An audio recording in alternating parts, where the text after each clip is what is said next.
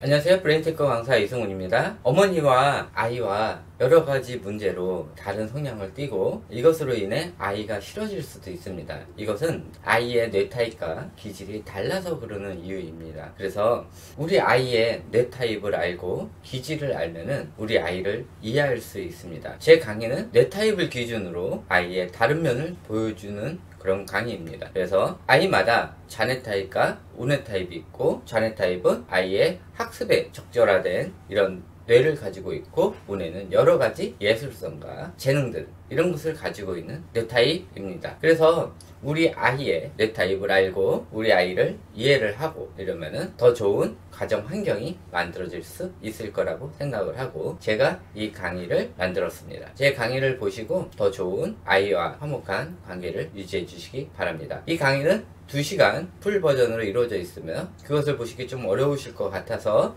제가 나누어서 총 15편에 걸쳐서 만들어져 있고 최종적으로 한 번에 보시기 편하도록 종합편도 올려드리도록 하겠습니다. 이것으로 아이와 어머니와의 관계가 더 많이 개선되시길 바라면서 제가 이 강의를 올려드리도록 하겠습니다. 네, 지금부터 집중해서 들어보시기 바랍니다.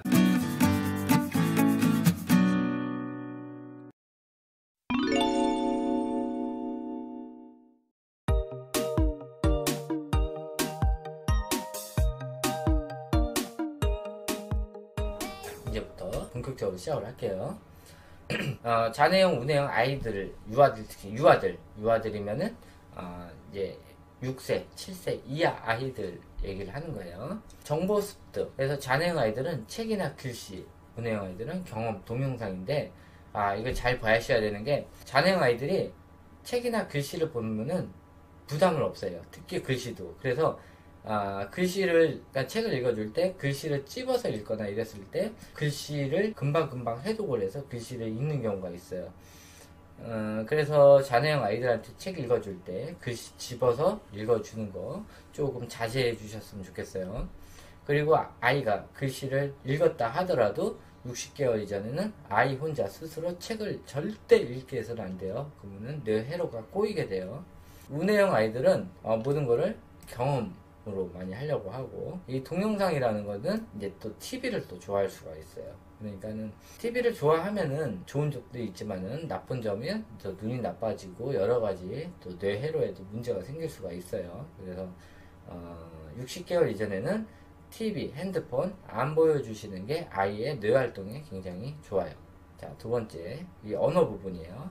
자녀형 아이들 같은 경우는 구사력이 굉장히 높아요. 그래서 좀 많이 논리적으로 하고 단어 습득도 굉장히 빠르기 때문에 아이들이 딱딱 논리적으로 많이 얘기를 하고 딱딱 끊어서 얘기를 해요. 근데 우네형 아이들은 구사력이 낮아가지고 언제 어디서 말을 끊어야 될지 몰라요. 그래서 보통 유치원에서 너 뭐 했어? 그러면은 선생님하고 놀았어. 뭐하고 놀았어? 만들기하고 놀았어. 이런 식으로 딱딱딱딱 끊어서 얘기를 해요. 자녀형 아이들은. 근데 우네형 아이들은 뭐 했어? 그러면 그때부터 시작이에요. 거기 유치원에 갔는데 선생님이 뭐를 해가지고 내가 이거를 했는데 그렇게 뭐 했는데 옆에 있는 애가 누가 와가지고 이걸 해가지고 말이 끊임이 없어. 언제 무엇을 끊어야 될지 몰라. 이런 식으로 우네형 아이들은 얘기를 해요. 그래서 말하는 투만 봐도 어느 쪽 부분이 아이가 좌뇌형 타입인지 우뇌형 타입인지 알 수가 있어요. 자, 세 번째, 이 연산력이에요. 좌뇌형 아이들은요 대부분 잘해요. 우뇌형 아이들은요 굉장히 어려워해요. 그래서 우뇌형 아이들 같은 경우는 수세기부터 들어가야 돼요. 근데 본인의 아이가 좌뇌형인지 우뇌형인지 모르잖아요. 그래서 바로 연산 들어가지 마시고요, 이런 수세기부터 들어가 주시는 게 굉장히 좋아요. 그리고 좌뇌형 아이들은 기본적으로 아이가 계산기 기능이 탑재가 되어 있기 때문에 연산을 시키도 별로 문제가 되지는 않지만은 너무 이른 시기 연산을 시켰을 때 문제 현상이 뭐가 발생되냐면은 연산을 하게 되는 즉시 아이가 이제 본격적으로 우뇌가 다치기 시작을 해요.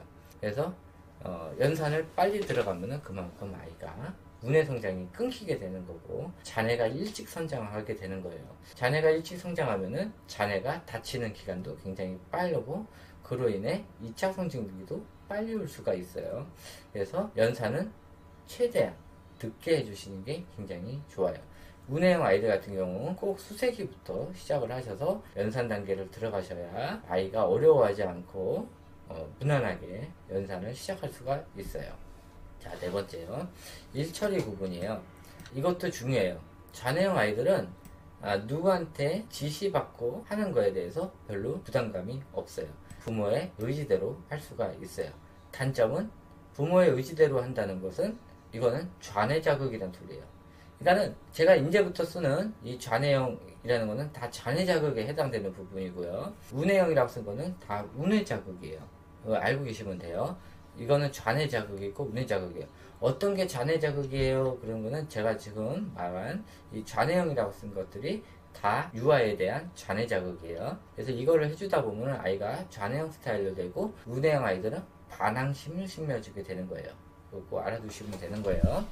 그래서 좌뇌형 아이들은 부모의 의지대로 시키면 시키는 대로 이렇게 하는 거고요. 우뇌형 아이들은 엄마 말 안 듣죠. 왜? 개인 생각대로 나만의 생각이 있기 때문에 개인 생각대로 하는 편이에요. 정보 저장 좌뇌형 아이들은 텍스트 방식이에요. 그래서 책 같은 거에 많이 관심을 보이게 되는 게 이 좌뇌형 아이들의 특징이에요. 그래서 책은 읽어주되 글씨를 못 읽게 해주시는 게 오히려 아이의 좌뇌 자극에 덜 되는 거예요. 근데 아이를 조기 교육 시키고 싶으시면은 한글 시키시면 돼요. 근데 저는 권장은 안 해요. 우뇌형 아이들은요 경험과 체험이에요. 그래서 아이들이 여기 갔다 저기 갔다 하는 걸 굉장히 좋아하고 그 다음에 체험 학습하는 거 이것도 굉장히 좋아해요. 그래서 이런 경험과 체험 학습이 많이 돼 있을수록 아이의 우뇌 성장이 굉장히 좋고 사회성이 굉장히 좋아요. 다시 얘기하면은 좌뇌형 아이들한테 경험과 체험을 많이 시켜주면은 이런 사회성 이런 직관력들이 많이 오르게 돼 있는 거예요. 또 우뇌형 아이들한테 이 텍스트 작업을 많이 시켜주면은 역시 우뇌가 망가지고 좌뇌 거부 반응이 생기고 여러 가지 문제 현상이 생길 수가 있어요. 자, 여섯 번째 정보 처리 부분이에요. 좌뇌형 아이들은 깔끔해요. 왜? 좌뇌형 교육을 많이 시키면요 아이들이 우뇌를 싫어하기 때문에 그때부터 본격적으로 깔끔하게 정리하기 시작하고 복잡한 정보를 싫어하게 돼요. 이때부터 우뇌를 버리기 시작을 해요. 그래서 아이가 굉장히 깔끔해지기 시작을 했다 하면은 이 복잡한 거를 싫어하게 되는 거니까 우뇌를 그때부터 버리기 시작한다고 생각하시면 돼요. 그리고 아이가 일찍 자기 시작을 한다 그러면은 그때부터 아이가 우뇌가 성장을 멈추고 있다고 생각하시면 되는 거예요. 자, 우뇌형 아이들은 복잡하기 때문에 이것을 정리하고 또 에너지가 많기 때문에 늦게 자는 거예요. 그래서 아이가 굉장히 주변도 지저분하고 이것저것 신경 쓰는 것도 많고 호기심도 굉장히 많아서 많이 발동이 걸리고 이런 것들이 우뇌형 아이들의 특징이에요. 그래서 아이가 계속 호기심 발동이 계속 강하다 싶으면 우뇌가 계속 성장되고 있는 상태고 아이가 깔끔해지기 시작을 했다 그러면 그때부터 아이가 우뇌를 버리고 있다고 생각하시면 되는 거고 자는 시간도 아이가 뭐 10시 잤다 9시 잤다 뭐 8시 잤다 이게 자는 시간이 줄어들면 줄어들수록 아이의 우뇌 성장이 줄고 있는 거예요. 자, 일곱 번째 특징이에요. 저장 용량이에요. 좌뇌는 크기가 1이라면은 우뇌는 약 1000에서 10,000배까지 가요. 왜? 동영상 정보, 그림 정보 이런 것들을 저장을 해야 되기 때문에 이 텍스트 정보보다 당연히 용량이 크게 되는 거예요. 그래서 우뇌에서는 저장할 용량이 굉장히 많기 때문에 그래서 경험 정보 이런 것들을 많이 받아가지고 많이 저장을 해주는 게 아이의 우뇌 활동에 굉장히 좋아요. 정리정돈편 보면요 좌뇌형 아이들은 잘하는 편이에요. 또 우뇌형 아이들은 복잡한 편이에요.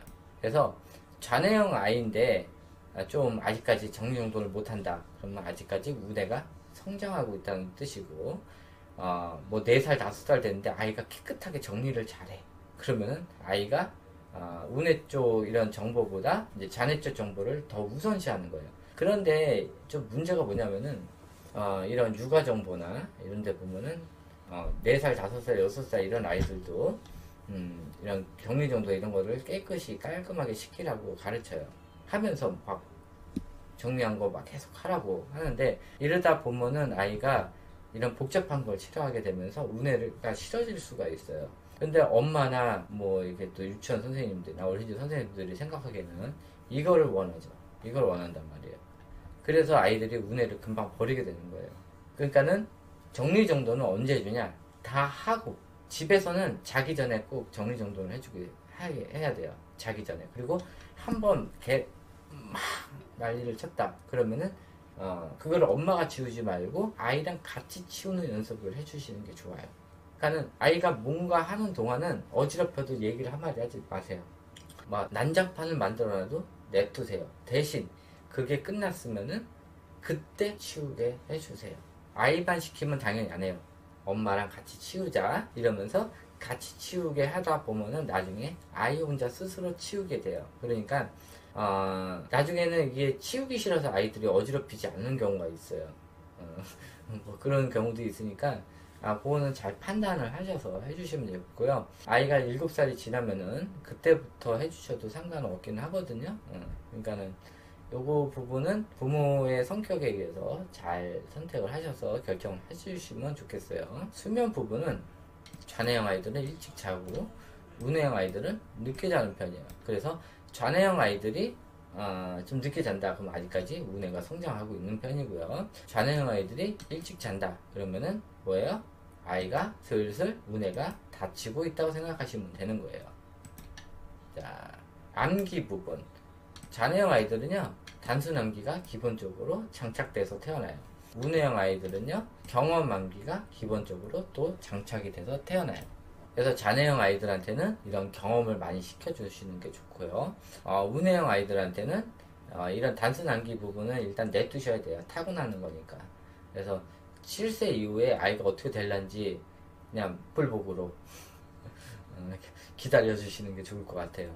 이거는 단순 암기 부분은 노력으로 되는 게 아니에요.